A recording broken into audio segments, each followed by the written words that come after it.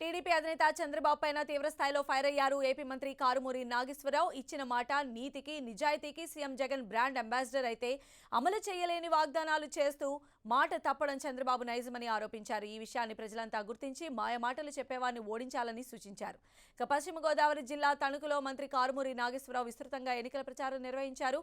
తాము ప్రచారానికి వెళుతుంటే ప్రజలు ఎదురొచ్చి బ్రహ్మరథం పడుతున్నారని చెప్పారు.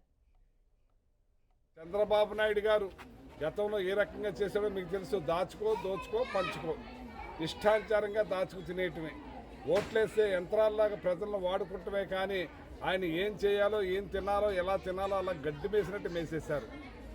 నిన్న నెల్లూరు బుచ్చిరెడ్డి పాలెంలో మరి నిన్ను చంపితే ఎవరు అడుగుతారని అంటావు.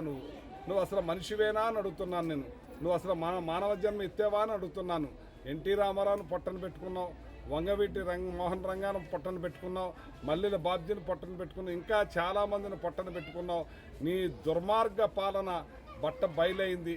ఇవాళ ప్రజలందరికీ కూడా తెలిసింది. ప్రజలకు మేలు చేసి మంచి చేసి పిల్లలకు చదువులు ఇస్తున్న జగన్మోహన్ రెడ్డి గారు రైతులకు పెద్దపేట వేశారనే కదా నీ బాధ. ఇవాళ జగన్మోహన్ రెడ్డి గారు ఎప్పుడూ కూడా ప్రజల మనిషే, ప్రజల గుండెల్లోనే ఉంటాడు, ప్రజలతోనే ఉంటాడు. కింద ప్రజలు ఉన్నారు, ఆయన పైన దేవుడు ఉన్నాడు అంటాడు ఎప్పుడు. అలాగే ఇవాళ ప్రజలకి మేలు చేయటంలో ఇవాళ ఆయన పెట్టిన మేనిఫెస్టో అన్నీ డబల్ చేసి ప్రతి ఒక్కరికి కూడా అందేలా చేస్తున్న జగన్మోహన్ రెడ్డి గారి మీద నువ్వు ఇంత ఉక్రోషంతో, కక్షతో, కార్పుణ్యంతో ఆయన్ని అంతం చేయాలనే ప్రయత్నాలు చాలా జరిగినాయి. కానీ ఆయనకి దేవుడు ఉన్నాడు, కింద ప్రజలు ఉన్నారు. కాబట్టి నీ కుళ్ళి కపట మోసాలు భగవంతుడు గమనిస్తున్నాడు. నువ్వు చాలా బాధలు అనుభవిస్తావని చెప్పి సందర్భంగా